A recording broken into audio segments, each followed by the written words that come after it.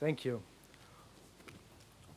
Welcome, welcome, ladies and gentlemen, to Thinking Ahead at the Grube, PETER NOEVER's special place, the Grube. We are here at 36 Cubes. It's a place which I would call a kind of sacrificial offering, but in an not religious way, but in an atheist and intellectual way of saying we have to give back to the tortured nature and we have to think ahead. Thank you all the participants for coming. We have a couple of participants who are not with us today due to the pandemic situation. This is Andrea Lenardin, who is an architect, designer, and creative director based in Los Angeles. Mack, Austrian-rooted architect who is working in Los Angeles since 35 years, well known for his housing and cultural projects. Roland Hagenberg is also not with us. He's a photographer, author, and artist, currently in Tokyo. But welcome to the participants who are with us today. It's Marc Leschelier, thinker, author, architect based in Paris. Hubert Klumpner and Michael Walczak from the Urban Think Tank from Zurich. Hubert is a professor at the ETH Zurich, working on thinking ahead as well in architecture, society, and urban planning. Oliver Hangl is an artist, performance artist, DJ, cultural interrupter. Thank you for being with us. And of course, our host, last but not least, PETER NOEVER, designer, thinker, museum director, and land artist, and aesthetic terrorist. We have prepared statements for thinking ahead for the future of our architecture, our built environment, our urban planning. And I would like to ask Marc to start with your contribution. I've built my works all myself, and by being the architect and the bricklayer, I could adjust the destiny of my work without having to fight with a puppet of the state. I found different contexts to build without permits and outside the regular process. I'm not only hoping for another architecture, but I'm also hoping for another land, for a gravity change in the space we build in. It's also a question of responsibility. As sculptors, architects must be fully responsible for their own creation. Instead, they send their work to the breaker's yard. Every single freedom has been taken away. For too long, the architect played the game of distance to keep an illusory authority and control. I think he's now paying the price of this loss of immediacy in his creation. Building by myself was, of course, a way to take back this immediacy and freedom.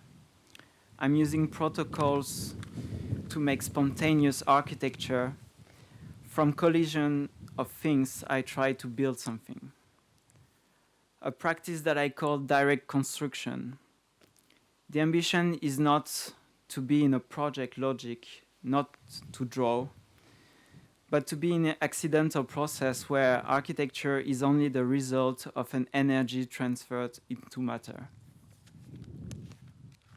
Thank you, Marc.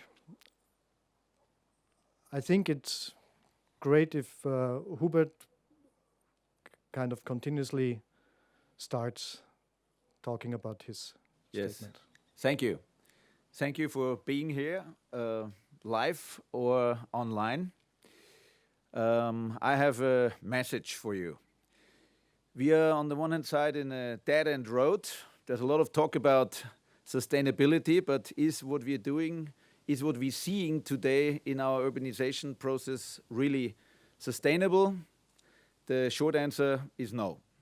It is socially unfair, it is economically badly distributed, and it is banking in an environmental way too much on our future. So what are we going to do?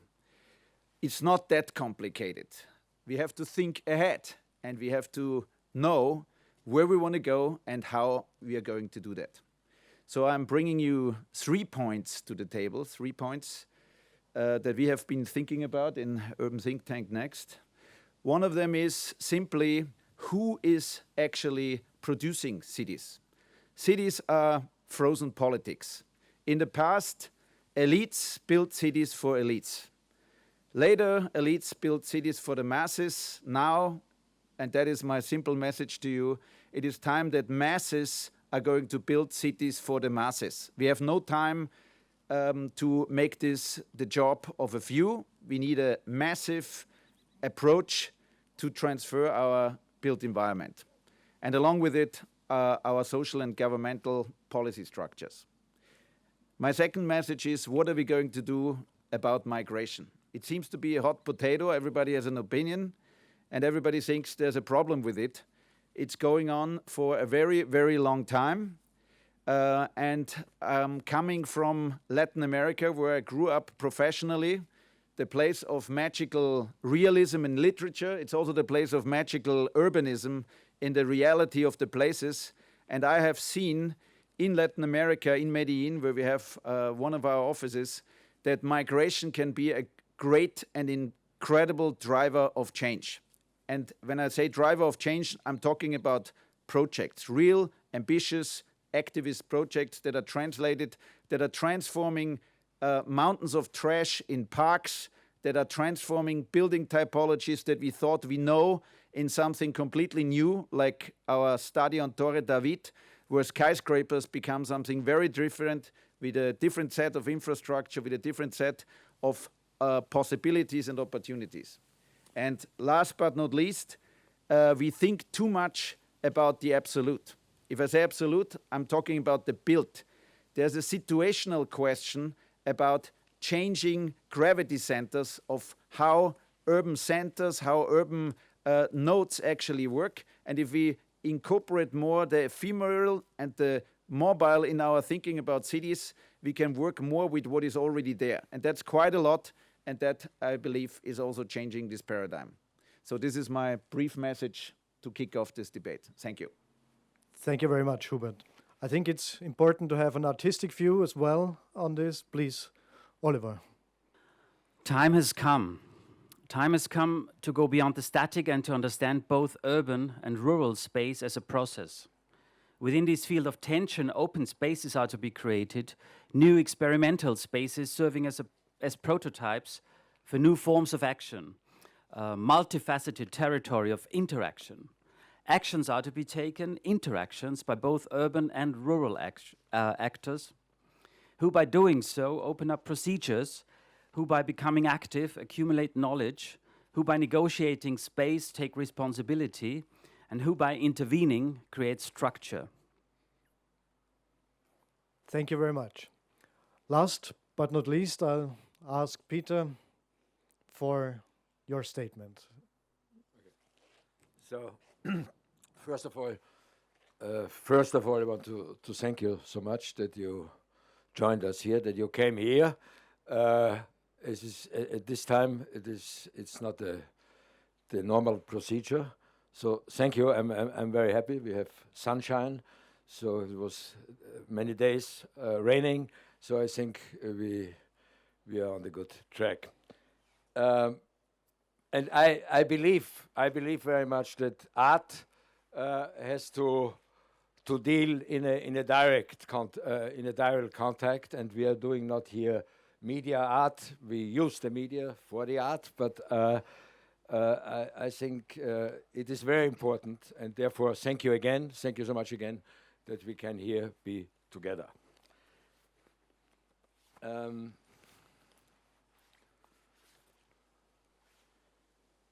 We need a dream. We need change. Radical renovation and remodeling. Nothing can remain as it was. Nothing will be as it was. We must be vigilant. We must not allow a new Biedermeier to be pushed on us, which would be the last thing we need. Probably the end of any democratic prospects. We are embroiled in the worst cultural economic crisis since the Second World War. Fundamental civil rights are being undermined.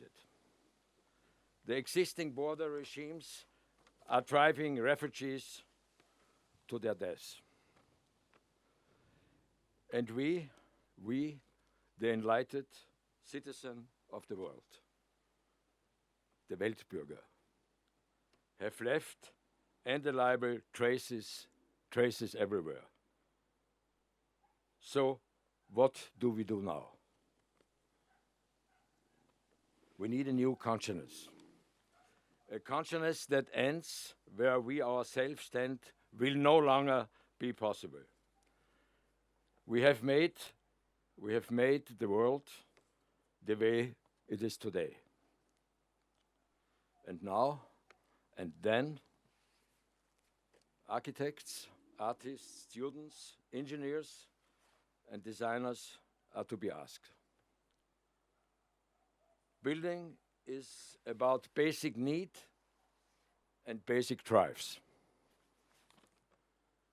And we will continue to build.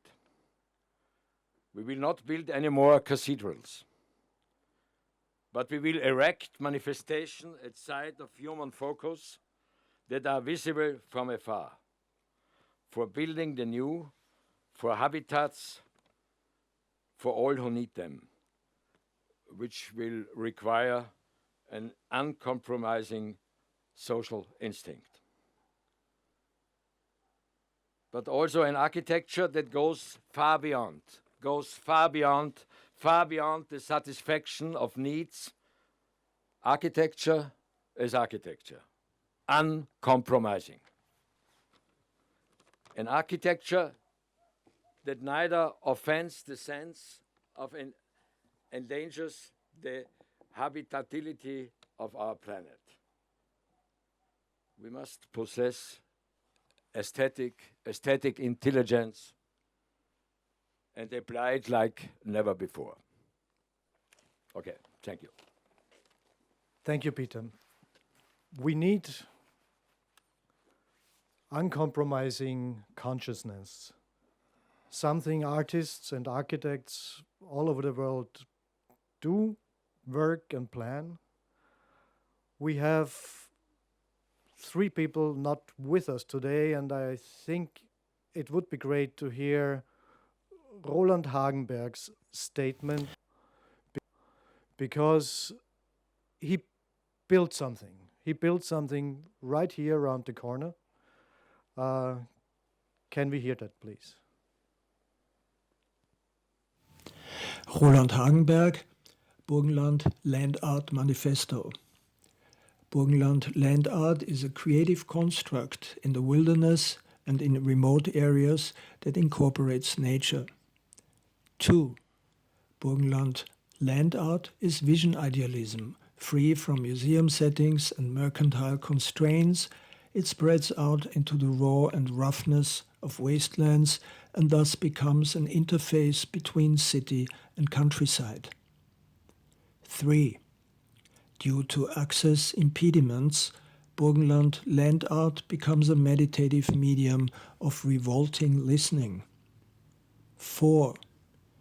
Burgenland land art connects and grows within a network of outposts and listening stations that warn of uneven financial flows to salon, plush and elite art. 5. Burgenland land art insists on a claim of space that is, artistically speaking, lawless. 6. Burgenland land art is an anti-breeding ground for de-emotionalized, inconsequential contemporary art and for over-regulated bleak architecture.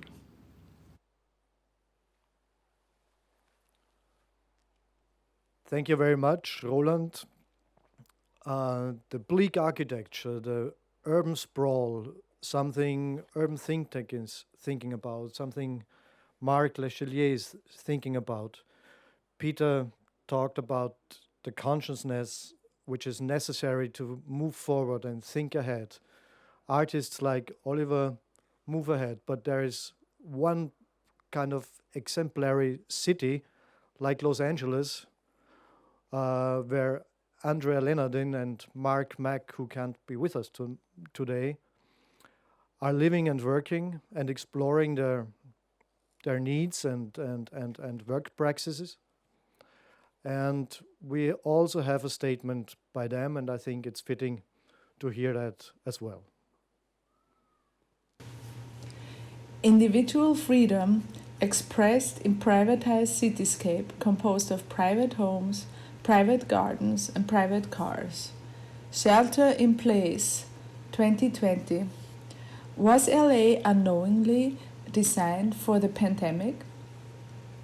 Not willingly, but the developed urban centers, in particular downtown, are now questionable. Is downtown an artificial construct? What happens to this now vacated space, now that there is no definition about it? Was there ever a downtown necessary in Los Angeles? LA grew by neighborhoods, loosely nested along endless boulevards. It looks like we are going back to that system. Village-like clusters of commerce and culture emerge, expressing the distinct flavors of neighborhoods, replacing generic strip centers and shopping malls. What happens to the space in between? Thank you very much, Andrea. So urban thinking ahead, that's actually the Urban Think Tank is working with Sarajevo to create a new master plan for the development of the city. We are in an area which, if you drive around, it looks like not planned at all. So there is a big gap between thinking, planning, and doing. So what can we do? I'll ask maybe Hubert, can you elevate on that, how we can proceed?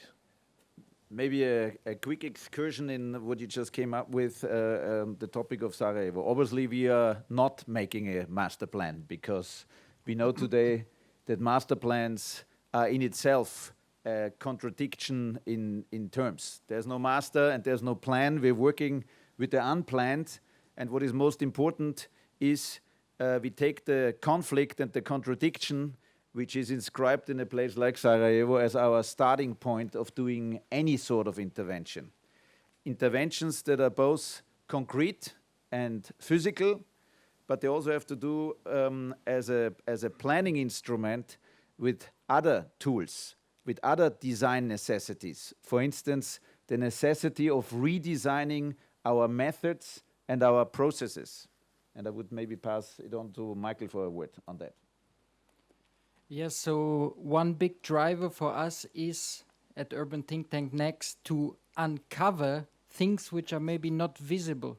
So we took down a mobile vehicle, a mobile laboratory down to Sarajevo to understand its topography, to understand the interaction with the climate, to understand the air quality, to understand the wind, how the wind is acting in these very special conditions. So to create evidence, to be able to respond to that evidence and to somehow find answers, find solutions which then can transform into a vehicle, into a medium, which then could help policymakers, governance, when we dwell again a little bit on the masses for masses concept which Hubert just introduced. I think policy can be a big driver to help planning, developing the city, thinking ahead. Thank you, Michael. That's I think a very interesting point. But what I think is missing is the sociality, and someone who is working a lot with groups and interruption is Oliver, kind of guiding masses in a not really anarchic way, but sort of, I guess. Yeah, I mean, I'm interested actually in opening up existing spaces, mostly unknown spaces, unspaces, because I think it's important to drive people to experience the spaces. Mostly, it's very to reach a lot of people is music. Music can bring masses to very distinct, hard-to-reach places, which I actually succeeded for many years now with my Baulückenkonzerte project. What's interesting for me is that people experience these transitory spaces because Baulücken construction sites are disappearing. They're in a state of, in a fluid state. I've had many places which disappeared because now there's buildings there. So the question is also to make people think of the history of this space,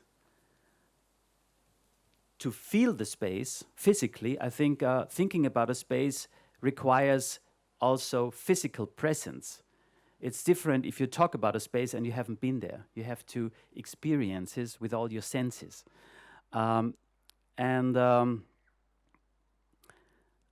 Yeah, I think, and then the future. What's happening? You know, what's gonna be built here? Is it a bird cage, like a Hühner farm, or is it an artistic vision? Is it a place for humans?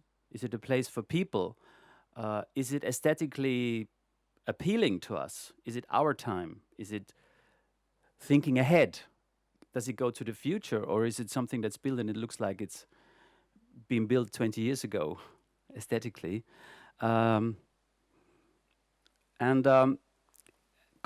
Collectively experiencing is different from individually experiencing, because there is knowledge is created by just physical presence, without even thinking, I think, without even reflecting. It doesn't need an intellectual process. People just by being there collectively learn something, and that's one of the points that I'm making. Thank you, Oliver. One architect who created a lot of spaces which are worth experiencing is Mack, who is not with us today, but his statement is, I think, a good answer on what Oliver just told us. Euphoria of density and the decline of Western urban space.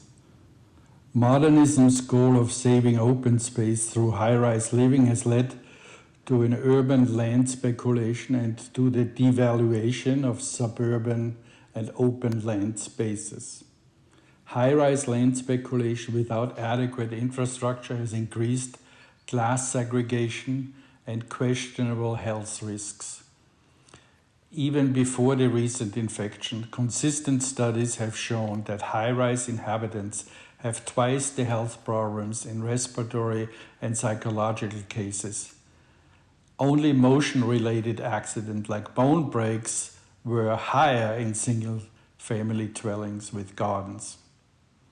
The once praised vertical transportation elevators, as in Kohlhaas Delirious, New York, and the highly conditioned interiors, Benham's the well-tempered environment, have become the Achilles heels of high-density living in a time where humans are more vulnerable to infectious diseases. Hyped urban real estate has created a segregated class system in which the rich can escape to their country homes nearby, in New York to Hudson Valley and Long Island, in San Francisco to the Napa Valley and Mendocino, in LA to Montecito, to Malibu, to Palm Springs, in Vienna to Burgenland and in the Weinviertel. While the working class maintaining the cities are stuck in more and more polluted and highly densified areas without quality housing and infrastructure. Urban decay and expired buildings shall not be redeveloped, but instead used to loosen density and establish more habitable environments in the city. Intensify green space a la Detroit. Thank you, Marc. Marc Leschelier had a fellowship at the Le Corbusier Foundation. You realized the Unbuilt Archive, a collection of, or an archive of unbuilt projects which are very much thinking ahead. So it's a collection of intellectual forward thinking. How do you think we should go forward? By doing this archive, it was a research first about the definition of architecture, because when you realize that so many architects finally build works that were not meant to be built, it really shatters and changes completely the definition of architecture, because suddenly we can make a project or drawing that actually have no desire or no possibility to be in the real world, and we still consider this as architectural work. So this archive also was a way to extend or understand a certain extension of the definition of the architect. And I think it helps me in my own practice, which is completely at the opposite of paper architecture.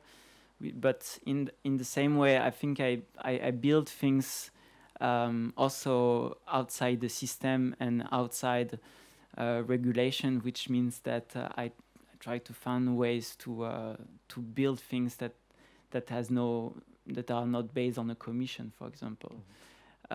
So it's two opposite way to finally figure out how to proceed or to make architecture outside the system, outside the regulation. And I have to say that I do believe in that these places like Burgenland, I guess, are places that should be new spaces for experimentation, because of course then the density and the cities are not anymore, I think, the location to experiment architecture. And even if probably here there is also authorities, I believe that we should find ways always to maybe hide ourselves, to dig, to experiment, to do a certain architecture that is radically making a split with an authority that is not leading anymore any possibilities. And I also remember the Underwasser, one of his first manifesto, which is the manifesto of the mold and against rationalism in architecture, and he's really saying that there is a drive to build, and people should be able to change their homes, to destroy the world, to apprehend, like to consider architecture as a kind of paste that you can cut and change all the time. And this freedom has been completely, I mean, it's not even forgetting, but we cannot act like this anymore. And I hope there is ways to make it again. Like.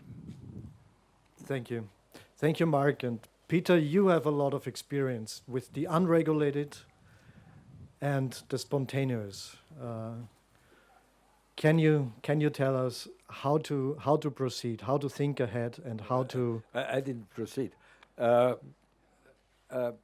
think first of all, what I'm not so sure if we can don't make the definition on architecture or an architect. I think this is very important.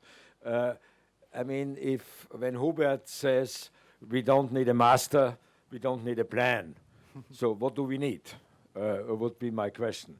I'm not so sure if this is not very much speculation. If you say, I don't need a master, I don't need a plan.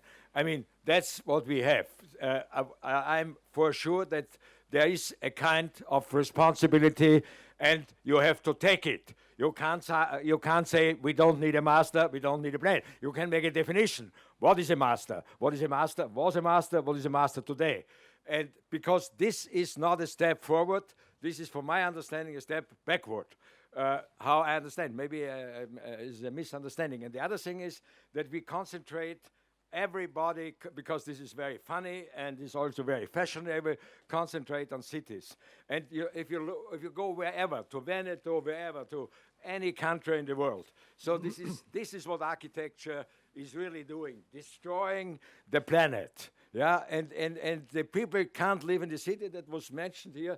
They have to go out. So we have to find some, I don't know, some little thing to go out of this this chaos, which is going nowhere. Also, when you say we leave everybody should make the plans. That's what they are doing in Mexico City. There is the master plan. Is that the people, the developer, the one make the huts and the other make the high rise. This is done already, so we don't need to repeat it. Maybe a misunderstanding. I think Hubert. Yes, obviously what I'm talking about is opportunity on who is calling the shots. And I would say we can talk about architecture, but if we look at architects, I think architects have lost their capacity of expanding what they did traditionally maybe 50 years ago, where they were the masters, to somebody who's now reacting to what other peoples want from them. Investors, developers, mayors, construction companies, you name it. And my call is actually for regaining that territory. And I do think that the uncanny, that the risks that we are facing now are giving an opportunity to regain that territory. Because obviously, tongue-in-cheek, we are looking for that opportunity not by sharing it with everybody, but by still having expertise in our hands. What my call to action for a massive revolution in actually spreading the opportunity to build and intervene urbanization means that people still should guard their positions. Not that the mayor becomes the developer, the investor becomes the stakeholder on the other side of the table, and that is actually what creates a lot of confusion. On the other hand, the opportunities from my point of view, exactly on the intersections. To continue to talk about the city and the countryside is a big error. I think this dichotomy, we should look at it very different. If you think about urbanization today, it means also that you can live in the middle of the city without any urban qualities. You can live in the cities, in the center of a city. You mentioned Mexico City before, Peter. With no urban qualities. And I think cities and what we're also looking for here, the foresight, what culture, what the arts can bring to it, are still the places where that is most possibly seen. And perhaps the current crisis allows us again to make space to what Oliver said. You know, somehow the crisis is the opportunity, and we have to seize the opportunities. And then we can also talk again what an architect is doing.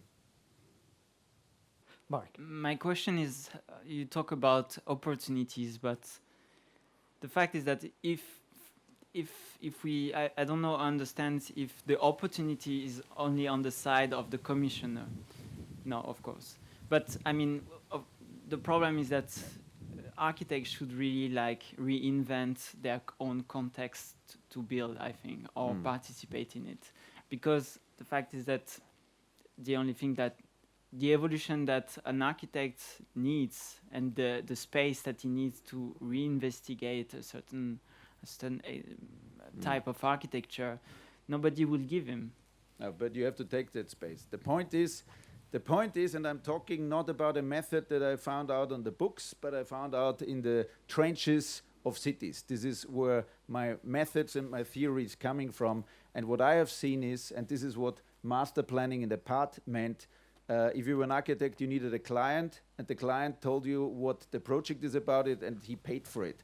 What I'm talking about is unsolicited architecture. It is not the architecture that the client asks you to do.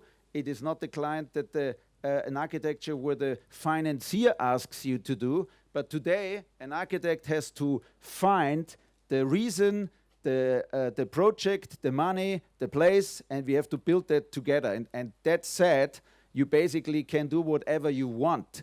So my message is actually a much more activist role, and I don't have to wait that somebody comes through the door and tells me what I have to do. You're just starting to do it. You just have to detach from the framework of architectural organizations and how things are done. A lot of what can be done will be done in different ways. If we continue to do it in the same frameworks, in the same operational systems, in the sequences, then we have this problem that you're talking about.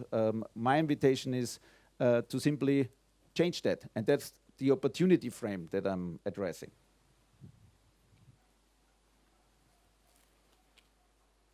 Ready? Yeah, I think it's I think it's time for temporary spaces, like also to give a call for temporary architecture, you know, meant for a very limited time, maybe meant for half an hour, maybe for a day or 2 weeks. That's it, you know, where people can play, you know, have a, like invite artists, invite other architects, invite people to fill this space with action, you know, and by doing something there in hopefully most experimental forms, you know, very playful, very, yeah, you talked about collisions, you know,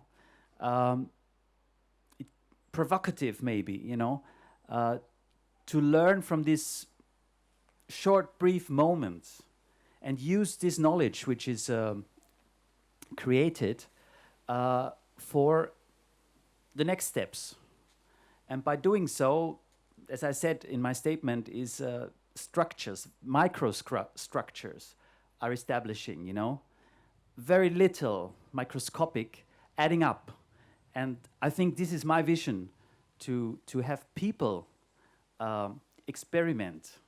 And I think it's a perfect time now in a crisis to go into all kinds of spaces, you know, and invite architects. It's like today we talk about architecture mostly, to get rid of everything and, you know.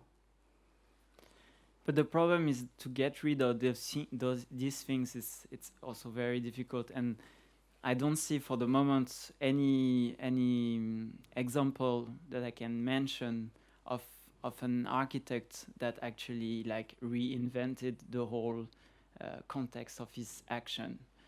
And the only thing is that I think architects should really look at what's happening in the other disciplines, because I always felt that architecture and filmmaking, cinema is very linked, because it's both disciplines that are in a collectivity.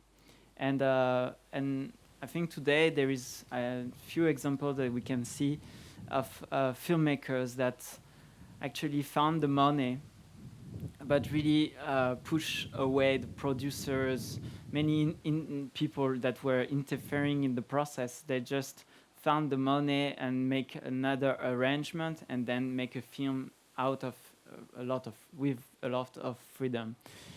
It's the only thing that until now we can speak about, like getting rid about or making a new sequence between the client and the architect, but still I don't see any example, but maybe you have. Yeah. I mean, the question is if now the architect has to become the client, so is this the vision we have? Of course. I mean, we have millions or hundreds of examples, like Corbusier built for himself a very remarkable habitat, no, in France, in the south of France. But I still believe that this definition on architecture or the architect, I think this is very healthy and very important and necessary that we try to make clear what is. We can't just put it away.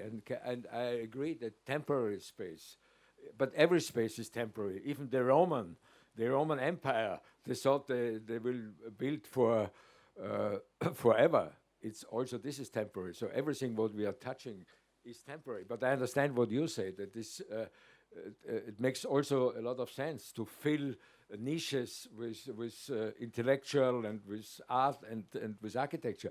But this is, I think this is important, but and it's also important for the cultural training of a society. But where is architecture going? Where is, we talk about crisis. I mean, there is this kind, only the architect can do it, only. And he has to take the fucking responsibility. He has to say, no, everybody can build the city. This is not true. Somebody has to stand up and say, I'm responsible and I take everybody with me. But somebody has to be, and we have to say, this is the work responsible for that. Can't be responsible. It's not possible. Yes. Yes. Not everybody can do the same thing. Not everybody can do the same thing. But we need to be less consumers, but more producers. And obviously the role of the architect is key. I'm not saying that everybody is the architect. What I'm saying is, I'm also not saying that the architect is his own client, because that would be another sad foresight. But what I'm seeing, and I liked a lot, Oliver, what you are describing, social transformation precedes physical transformation. We have to be a little bit more careful what's going on and understand it. And my point, Peter, was that the architect doesn't have to look anymore for the client who gives him the program, the money, the site, etc., etc. Today, you find all the money you need. There's a lot of money around. It's not a question of money. Architecture is not a question of money. In the first place, it's the currency of architecture's ideas. The currency, the capital of the architect is actually ideas. Ideas and the capacity to translate them in reality. And if you have that, and you can get your range of stakeholders together, that is what I mean, the masses. It's not that you delegate your responsibility as the architect or diffuse it with thousands of others, but you have to know how to get into the gears and how to get people behind you. But because what I have learned, certainly in Latin America, it is not that you wait for the mayor to give you the job. If you have 10,000 people living on a hill who love your project, you find the money and the support anyways. So if you look for the architects who are doing that, Urban Think Tank Next, we are doing that. No, I don't wait for the mayor. The mayor of this city here comes to me and does not allow me to build. This is the other way around. Okay. No, I think it's what Marc is saying about, I don't know anything about, not too much, about the filmmakers. Like, is this a way, a perspective, what you mentioned, which I don't know, a perspective that filmmakers try to be, this kind of filmmakers try to be more independent. And so what is this about? I got it. No, it's just that, of course, there is so many people in between your idea and the realization in filmmaking that it's like in architecture. When you give your projects, then it's not anymore yours. And what I was saying about filmmaking is that you see new arrangements, new ways to practice filmmaking that probably could be inspiring for architecture for sure. It's just the only thing that to remove the most of people that interfere between you and your realization, you know. No, because when it reminds me on Raimund Abraham, and I thought there is no way to go beyond that. That's the end of to say I make architecture, but I don't need to build. No, but he had this also in this idea that the question of responsibility. Once you have builders, you lose your the project will change, of course, because it's something different. And interesting is that there's like Marc tries to connect this in a completely different way. He said it's not, I don't make it on the paper, I build by myself. So I am sure, I am also agree that I think this is very, very important. But of course it's not for the moment, the society won't help the society in general now if every architect starts to build, no? Which is a nice idea because there are many architects, there are more architects as we know, so it could be also a way out, but I don't think this is the thing we have in mind. But still, in the intellectual, to have this kind of this radicality, I think this is so healthy, so important in a society which you don't see anything anymore because you get every information, and so to be radical, I think it's healthy. It's very healthy for a society, and of course we have many other positions at the same time. But still, we have to remember where we should go, what should we do. And also, it's the question of the architectural language, because then when you experiment, when you make things out of the system, then you produce another language which be collateral with the viewers, with the users, and etc. And from that taking that freedom that you take, then you change also society.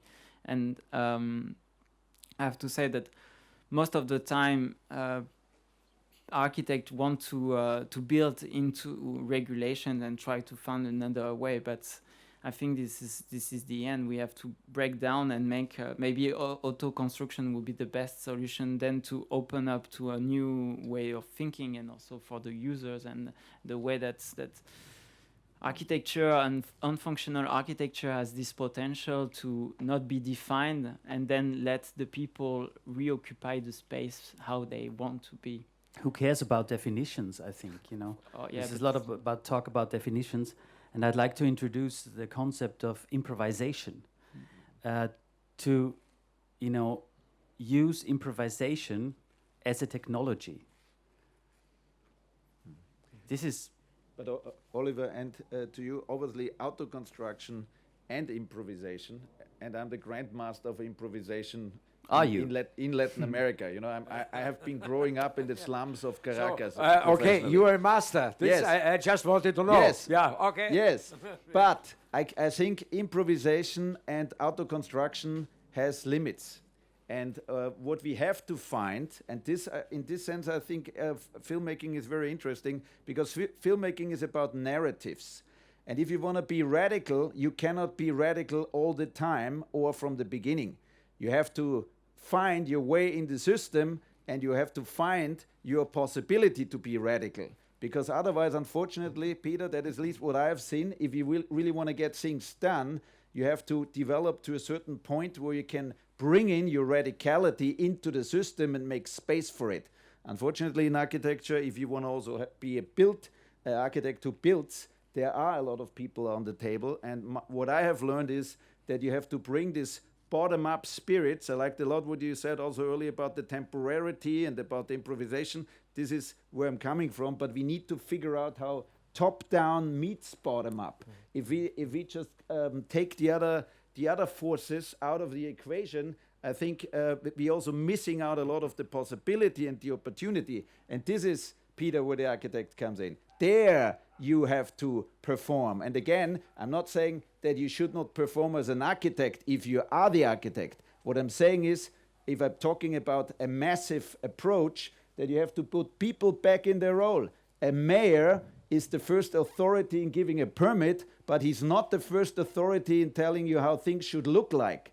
And an investor, yes, he wants to make money, but he's not the guy who should be in the role of giving permits and telling the mayor in the back what he should do. Unfortunately, that is happening all the time. And if we would have an understanding, and this understanding needs a theory, it needs examples, it needs activism, and it needs a goal. If there would be a better understanding, and I think this conversation here is fantastic, to bring it out in the world, also to Los Angeles.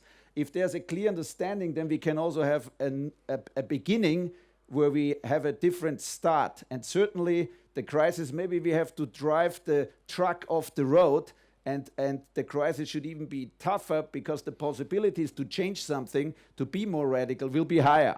If it ends now, it will just continue like it was before. We agree. Agree.